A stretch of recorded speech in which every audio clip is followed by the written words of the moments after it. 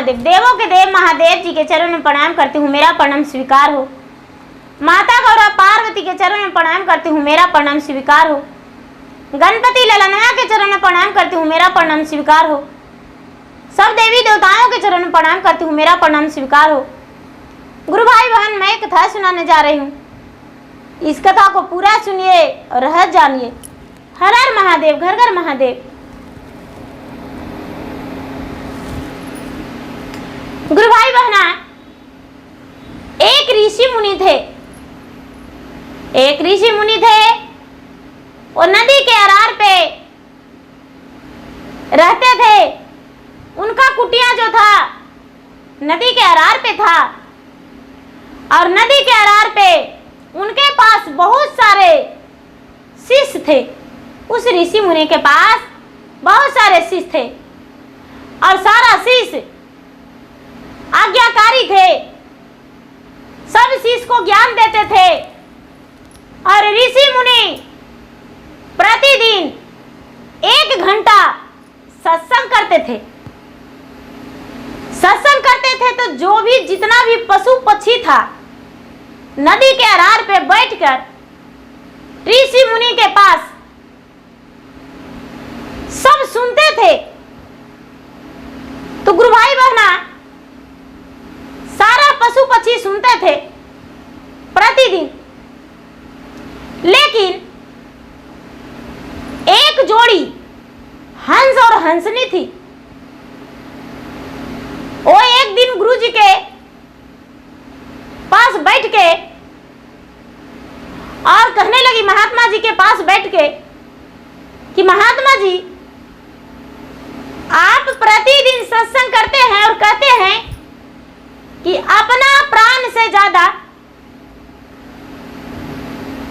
दूसरे को देखना चाहिए।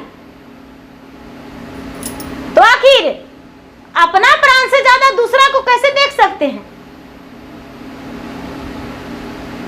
बोलते हैं ऋषि मुनि, अरे हंस हंसनी, तेरा प्रश्न को अवश्य उत्तर देंगे, लेकिन इसके लिए तुम्हें वक्त देना पड़ेगा 12 वर्ष।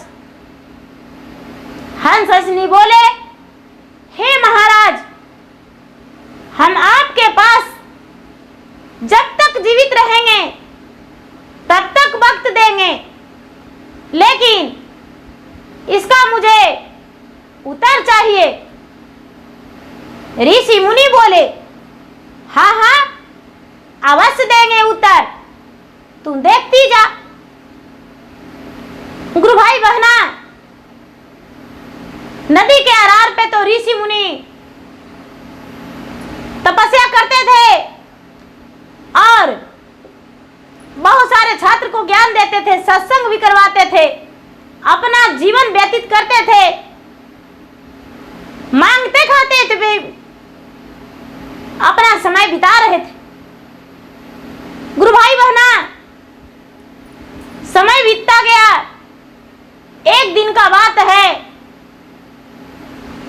कि एक जंगल में 2 राजा का पुत्र घूम रहे थे, शिकार कर रहे थे, पैदल ही शिकार कर रहे थे, पैदल ही शिकार कर रहे थे। तो एक राजकुमार जो था, दोनों अजनबी थे, एक दूसरे को किसी ने नहीं जानते थे,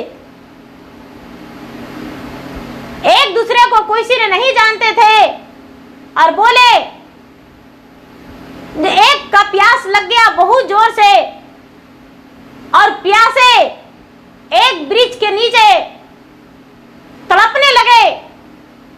दर्द, पूरा प्यास उनका सता रहा था और वो तड़प रहे थे। गुरु भाई बहना, जब वो प्यास से तड़प रहे थे तो उनका जो दोस्त था, वो जो राजा अजनबी था, राजकुमार, वो उसके पास जाकर कहते हैं कि भाई तू कौन हो और इस वन में क्यों तड़प रहे हो? गुरु भाई बहना, वो कहते हैं क्या बताऊं, मैं तो शिकार के लिए आया था, लेकिन मुझे बहुत जोरों से प्यास लग गया और मुझे समझ में नहीं आ रहा, मैं तो 4 कदम भी चलने लायक नहीं हूं। बोलता है कि तुम चुप रहो, हम तुम्हारे लिए जल लेकर आते हैं। और वो जंगल से दूर चलने लगा और उसके लिए जल ढूंढकर ले जाकर पिला दिया, जल ले जाकर पिला दिया। उस दिन से दोनों में गहरी मित्रता हो गया। तो कहते हैं कि हे दोस्त, आप मेरे आज से गहरी मित्र बन गए और आपको जब भी कोई मुसीबत पड़े तो एक बार मुझे याद कर लीजिएगा। हम आपके पास अपना जान देने के लिए उपस्थित हो जाएंगे। यदि आपका पसीना गिरेगा तो अपना वहां पर खून बहा देंगे। गुरु भाई बहना, वो जो दोस्त थे वो बोले कि ठीक है, और दोनों गले मिले और गले मिलकर अपना घर का पूरी पहचान बताए और दोनों दो तरफ अपना अपना घर चले गए, अपना अपना घर चले गए। घर जाने के बाद जो प्यासे तड़प रहे थे वो अपना घर गए और जो पानी पिलाए थे वो भी अपना घर गए। तो जो पानी पिलाए थे वो अपना घर गए, तो उनकी भाई का एक सुंदर सी कन्या थी, उनकी कन्या थी और उनका विवाह था। उनके घर में सारा परिवार जुट चुके थे और उनका बारात भी घर में आ गया।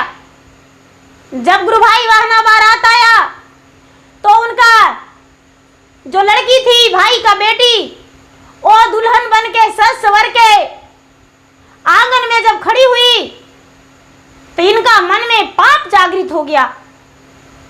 जो पानी लाकर पिलाए थे उनका मन में पाप जागृत हो गया कि हाँ, इतना सुंदर इसका रूप है, यदि मेरा पत्नी रहती तो बड़ा सौभाग्य का बात है। यदि इसका इतना सुंदरता ही हम पहले से देखते तो किसी दूसरे घर हम इसे नहीं जाने देते, इसका अपना पत्नी बनाकर घर में ही रखते। गुरु भाई बहना, जिस जगह पे धर्म स्थल पे कोई पाप सोच लेता है तो उसका भगवान बहुत बड़ा दंड देते हैं। गुरु भाई बहना, वो जो बेचारी उनका भाई की कन्या थी, उसे तो कोई पता नहीं था कि मेरे बारे में कौन क्या सोच रहे हैं, किसके मन में क्या चल रहा है। गुरु भाई बहना, वो बेचारी आंगन में चौके पर बैठकर मंडप में उसका विवाह हो गया और अपने ससुराल चली गई। गुरु भाई बहना, जब ये जो इनका दोस्त बने थे, इनका जो चाचा थे, और मन में पापरी जागृत किए और रात में उनका मन में बना कि हम उसके लिए आने के बहाने जाएंगे उसका ससुराल और उसे लिवा लाएंगे और उसके पास साथ हम गलत व्यवहार करेंगे। जब इनका मन में पाप जागृत हो गया, मन में पूरा कनकन में पाप बस गया, सवेरा उठते हैं तो इनका शरीर जो है पूरा कोढ़िया हो गया, इनका कनकन में पाप बस गया और शरीर में पूरा कोढ़िया हो गया। जब कोढ़िया हो गया, साधु बाबा इनकी सारी कहानी, सारी लीला देख रहे हैं और वो हंस को सुना भी रहे थे कि देखो ऐसे ऐसे कहानी चल रहा है। वो हंस सारी कहानी जान रहा था। गुरु भाई बहना, जब इनका पूरा शरीर से पस बहने लगा, पूरा बदबू मारने लगा, लोग घर में नहीं रहना चाह रहे थे। तो पहले के जमाने में गुरु भाई बहना, कोई भी पाप का सजा उसे मिल जाता था। पहले के जमाने में भगवान देर नहीं होने देते थे। उसे घर में सारा लोग व्याकुल हो गए और बोले कि भाई अब तुम घर में नहीं रहो, अब तुम घर से चले जाओ, क्योंकि घर में जीना मुश्किल हो गया है। गुरु भाई बहना, जब ऐसा ये सुना राजपुत्र, तो सोचा कि हम क्यों ना वन में चले जाएं, और वन में भूखे प्यासे तड़पेंगे तो मेरा प्राण तो निकल ही जाएगा। मेरा ये शरीर जो कोढ़ है, इससे तो मुझे मुक्ति मिल जाएगा और मेरा दूसरा जीवन बदल जाएगा। गुरु भाई बहना, वो वन में चले गए। एक वृक्ष के नीचे बैठ गए राजपुत्र, और वन में नीचे वृक्ष के नीचे बैठकर अपना मृत्यु के लिए पुकारने लगे भगवान से। लेकिन जिसके शरीर में कष्ट होता है, उसके लिए मृत्यु कहाँ आता है? उसके लिए तुरंत मृत्यु नहीं आता। वो पुकारने लगे और उनका जो शरीर था बेबस हो रहा था। वृक्ष में गुरु भाई बहना एक चकवा एक चकवी अपना घोंसला लगाए 2 बच्चे के साथ बैठी हुई थी। तो चकवी अपना चकवा से कहती है कि हे चकवा, वृक्ष के नीचे देखिए, एक मुसाफिर है, उसका शरीर से रक्त कितना निकल रहा है और वो भूखा प्यासा है। यदि भूखा रह जाएगा तो मेरे द्वार पे है, उसका पाप लगेगा मेरा। गुरु भाई बहना चकवा कहते हैं कि तो मैं क्या करूं, इसे भोजन कैसे करा सकते हैं? ठंडी का दिन था, उसका शरीर भी कांप रहा था। गुरु भाई बहना चकवी बोली, तो कोई बात नहीं, इसके लिए मुझे कुछ करना होगा, अग्नि जलाकर दे देंगे। गुरु भाई बहना चोंच से दोनों मिलकर लकड़ी चुने और इकट्ठा किए। चकवी कहते हैं कि तो अग्नि कहां से लाएंगे? चकवा तुम्हें लाना होगा अग्नि। चकवा ने उड़ते उड़ते बहुत दूर चला गया। एक साधु का आश्रम था, साधु बाबा भोजन बना रहे थे, अग्नि जल रहा था। गुरु भाई बहना चकवा ने क्या किया कि अपने चोंच में एक लकड़ी जलता हुआ धर लिया और साधु बाबा से बोला, हे महात्मा, हे साधु महात्मा, मुझे क्षमा कर दीजिएगा। एक प्राणी जंगल में ठंड से कांप रहा है, उसके लिए हम आपके चूल्हे से अग्नि ले जा रहे हैं। साधु बाबा ने मुस्कुराते हुए एन मस्तु बोल दिए और चकवा ने अग्नि लेकर चला गया। गुरु भाई बहना अग्नि लेकर चला गया चकवा और जाके अग्नि जलाने लगा। इसका जो दर्द था थोड़ा सा आराम मिला, ठंड से कांप रहा था, इसका शरीर जो था थोड़ा सा राहत मिला। अब इसका भूख के मारे पेट जो था पूरा उथल पुथल होने लगा, पेट में चूहा कूदने लगा भूखे। अब ये चकवा बोला, हे चकवी, मैं इसका भोजन कैसे कराएं? मुझे तो कोई समझ में नहीं आ रहा है। एक ही उपाय है, अपना भूखे द्वार पे प्राणियों को नहीं छोड़ सकते। मेरा तो 2 बच्चा है, दोनों बच्चे का एक बच्चा का मार देते हैं, इसके अग्नि में गिरा देते हैं बच्चा पक जाएगा, ए मनुष्य कोढ़िया खा लेगा। गुरु भाई बहना, चकवी बोला कि कोई बात नहीं, दूसरे बच्चे को हम जन्म दे देंगे, लेकिन अपने बच्चे को अग्नि में डाल दीजिए। गुरु भाई बहना, उसका बच्चा अग्नि में जलने को लिए तैयार हो गया। अग्नि में चकवा ने डाल दिया बच्चे को और चकवा का बच्चा अग्नि में पक गया। ये जो व्यक्ति था कोढ़िया, वो कोढ़िया उसका बच्चा का खा गया। दूसरा बच्चा कूदने लगा कि मेरा भी अग्नि में दे दो, हम भी मर जाएंगे और उसका भोजन बन जाएंगे। गुरु भाई बहना, चकवा ने दूसरा बच्चा को भी गिरा दिया। दूसरा बच्चा भी पक गया, उसमें एक कोढ़िया खा गया। अब कोढ़िया खा गया तो गहरी नींद उसको पड़ गया। अब चकवी बोलती है, हे चकवा, क्या इसका कोढ़िया निर्मल काया होने का कोई उपाय नहीं? आखिर तूने तो बहुत कुछ जानता है, तो इसका निर्मल काया के लिए कोई उपाय नहीं, इसे बताओ। गुरु भाई बहना, चकवा बोला कि हे चकवी, ए मनुष्य बहुत ही घोर पाप किया है। अपने ही भाई को कन्या के अपना स्त्री बनाने के लिए मन में घोर पाप बना लिया था और उसका रूप देखकर इसका कन कन में, रोम रोम में पाप जागृत हो गया। इसी कारण इसका कोढ़ हो गया है।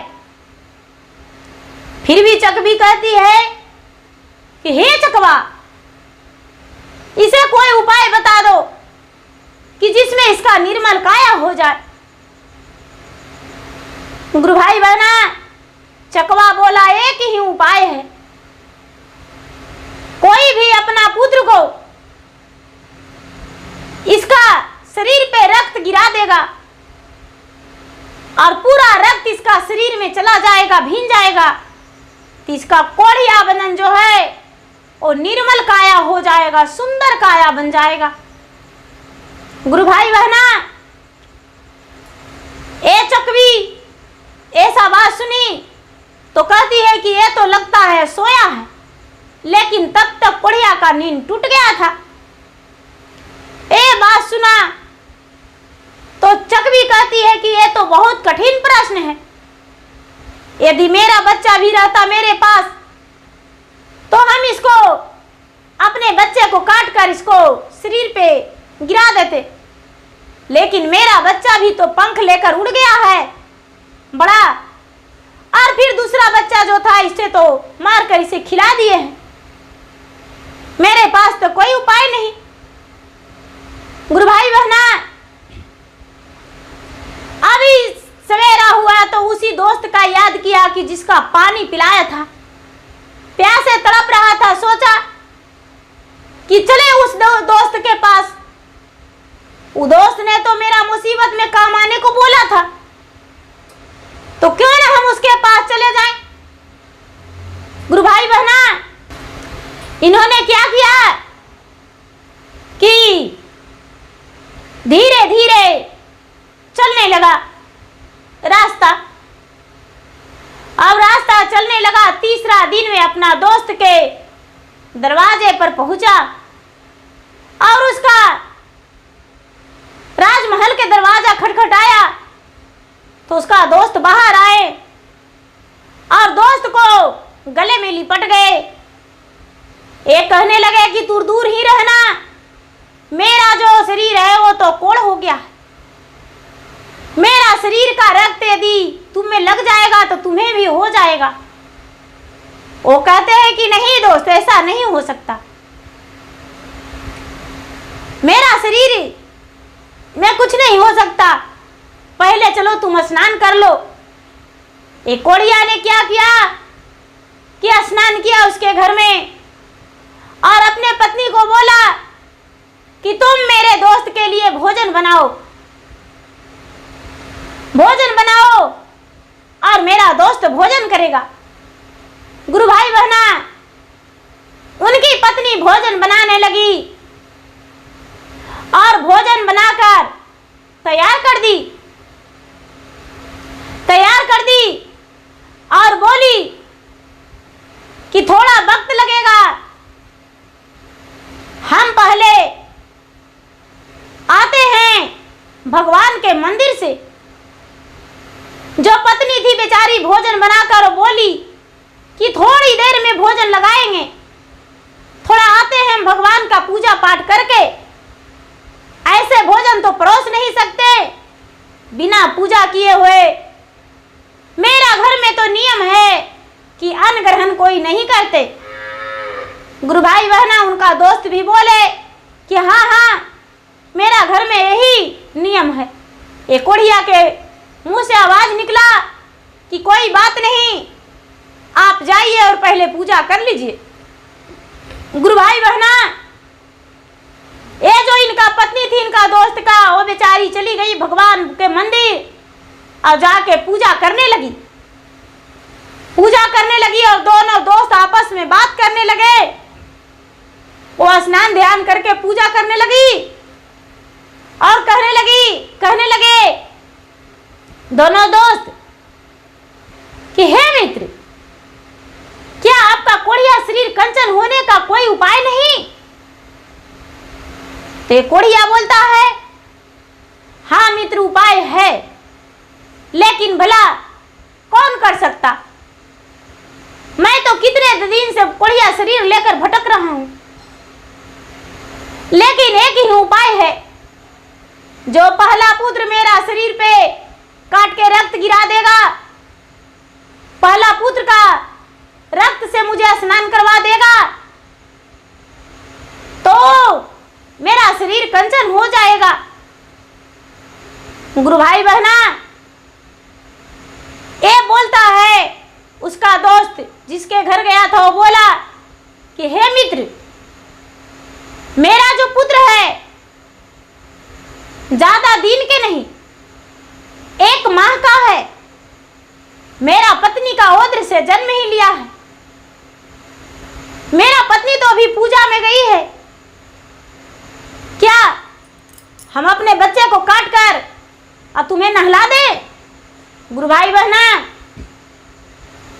एक और यह तैयार हो गया और वो बेचारा जो उसका मित्र था, अपने कलेजे को पत्थर बना लिया अपने मित्र के कारण और बच्चे को गले पे चाकू चला दिया। बच्चा 2 खंड हो गया। उसका रक्त, उसका माथे पे सारा रक्त गिरा दिया और सारा रक्त गिरा दिया तो इसका शरीर जो था रक्त से भींज गया और बिल्कुल कंचन हो गया। इसका निर्मल काया हो गया। गुरु भाई बहना, अब ये सोचता है कि अरे मेरी पत्नी आएगी तो भोजन लगाएगी और बच्चे के वियोग में रोएगी, विलाप करेगी, तो मेरा मित्र भोजन नहीं करेंगे। गुरु भाई बहना, ये जो मित्र था सोचा कि क्यों ना रानी के कमरे में हम सुला दे और इसका चादर उड़ा दे। बच्चे को जो सर से धज अलग था दोनों का सटा दिए और चादर उड़ा दिए, उड़ा के और बैठ गए। पत्नी बेचारी पूजा करके आई तो उसे कहने लगे कि प्रिय जल्दी से भोजन लगा दो, मेरा दोस्त कई दिन के भूखे हैं। वो बेचारी भोजन परोसी और भोजन परोस के और बोली कि खाना खा लीजिए। खाना खाने को लिए दोनों जब बैठे तो ना ही तो उसके पिता को निवाला उठ रहा है और ना ही तो जिसका शरीर कोरिया था उसका निवाला उठ रहा है। ये बेचारा जो है सोच रहा है कि मेरे जीवन के लिए मेरा दोस्त ने अपने पुत्र का बलिदान दे दिया, मैं कैसा पापी हूं जो उसका पुत्र को भी नहीं देखा। मैं इस घर में खाना कैसे खा सकते हैं। अब इनका निवाला उठ ही नहीं रहा है, हाथ थर थर कांप रहा है। बेचारी राजनी जो थी वो कर रही है कि आप भोजन कीजिए, आपका दोनों का हाथ क्यों कांप रहा है। गुरु भाई बहना, भगवान भोलेनाथ सोचते हैं कि ये तो बहुत बड़ा अपराध हो जाएगा, अनर्थ हो जाएगा। एक मां अपने बच्चे के मर जाने के वियोग में अपना जान भी दे सकती है, लेकिन पलंग पे सोए हुए बच्चा मरा पड़ा है और मां और उसके पिता भोजन कर लेंगे। उन्होंने तो अपना बच्चे का मुख नहीं देखकर अपना मित्र को प्राण के लिए बच्चे का काटकर इसका शरीर पे रक्त गिरा दिया। ऐसा नहीं होना चाहिए। गुरु भाई बहना, भोलेनाथ ने एक महात्मा का रूप धारण कर लिए। महात्मा का रूप धारण करके और उसके द्वार पर गए और एक लोटे में जल, ये दोनों जो भोजन करने को लिए बैठे थे, हाथ कांप रहा था। वो देख रहे थे कि एक महात्मा आए। वो महात्मा द्वार से अंदर आ गए और रानी के कमरा में गए और रानी के कमरा में बच्चा सोया हुआ था। उसके शरीर पे पानी का छींटे मारे। गुरु भाई बहना, जब छींटे मारे तो जो उसका ध्वज अलग था वो जुट गया और बच्चा रोने लगा। बच्चा रोने लगा। रानी दौड़ी दौड़ी गई और बच्चे को गोद में उठा ली। गुरु भाई बहना, जो दोनों मित्र भोजन करने को लिए बैठे थे, बच्चा का रोने का आवाज सुनकर दोनों देखने गए तो बच्चा जीवित था। एक महात्मा वहां पे खड़ी थे। महात्मा जी से इन्होंने पूछे कि महाराज आप कौन हैं और बच्चे को जिला दिए, बड़ी सौभाग्य का बात। जिनका शरीर कोरिया हो गया था, निर्मल हो जाने के बाद वो महात्मा के चरण में लिपट गए और लिपट के कहते हैं कि हे महाराज, कौन सा ऐसा व्रत करें जो मेरा पाप धुल जाएगा। गुरु भाई बहना, भगवान भोलेनाथ बोले कि इस पुत्र को अपने पुत्र के समान तुम्हें मानना होगा। जैसा लोग अपना पुत्र को मान सम्मान देते हैं, उसी तरह पुत्र के समान तुम्हें मानना होगा और किसी पराई स्त्री के नजर उठाकर कभी जिंदगी में मत देखना। तूने यही घोर पाप किया था, इसी कारण तुम्हारा शरीर कोई हो गया था। गुरु भाई बहना, ऐसा बात सुनी रानी तो रानी चौंकते हुए कहती है कि महाराजा सिखिर, ऐसा क्या बात था। उनके पति बोले कि रानी प्रिय, तू नहीं जानती, तूने तो पूजा पाठ में चली गई थी और भगवान भोलेनाथ के ध्यान में थी, लेकिन तुम्हारे नहीं रहने पर तेरे बच्चे को काटकर मैंने अपना दोस्त के शरीर को नहला दिया था रक्त से, इसी कारण इनका शरीर कंचन हो गया। गुरु भाई बहना, जब ऐसी बात सुनी रानी तो हाय करते हुए कहती है कि थोड़ा सा भी दया नहीं लगा मेरे बच्चे को काटने में। अपने मित्र को प्राण को देखे, लेकिन मेरा प्राण को मेरा बच्चे का नहीं देखे। गुरु भाई बहना, भगवान भोलेनाथ बोले, शिष्या, जो दूसरे को प्राण को रक्षा करते हैं उसका रक्षा भगवान भोलेनाथ करते हैं, तू नहीं जानती। गुरु भाई बहना, जब ऐसा बात बेचारी रानी सुनी तो उसका दिल में तसल्ली हुआ कि यही सच है। ऐसा जब सारी कहानी ऋषिवर वहां हंस को सुनाए, हंसनी को सुनाए, सारी कहानी जब हंसनी अपनी कानों से सुनी तो ऋषिवर को कहती है कि हे महात्मा, आप धन्य हैं और सचमुच में आप सत्संग करते हैं। चलिए, अच्छा है कि जो अच्छा ज्ञान सबको देते हैं। हंस और हंसनी जो थी प्रतिदिन सत्संग में जाते रही और उनका जब इस दुनिया से मृत्यु हुआ तो स्वर्ग को प्राप्ति हुआ। 7 धाम के बदले एक सत्संग है गुरु भाई बहना। 7 धाम करते हैं, उनका पुण्य एक सत्संग में मिलता है। जितना दूर सत्संग होता है उतना दूर धरती पवित्र हो जाता है। जो भी लोग बैठते हैं उतना देरी तक उनका शरीर में कोई गलत साया नहीं छुप सकता, नहीं घुस सकता, नहीं टेक सकता। तो गुरु भाई बहना, मेरा वीडियो अच्छा लगे तो इसे लाइक कीजिए, शेयर कीजिए, सब्सक्राइब कीजिए। धन्यवाद। हर हर महादेव, घर घर महादेव।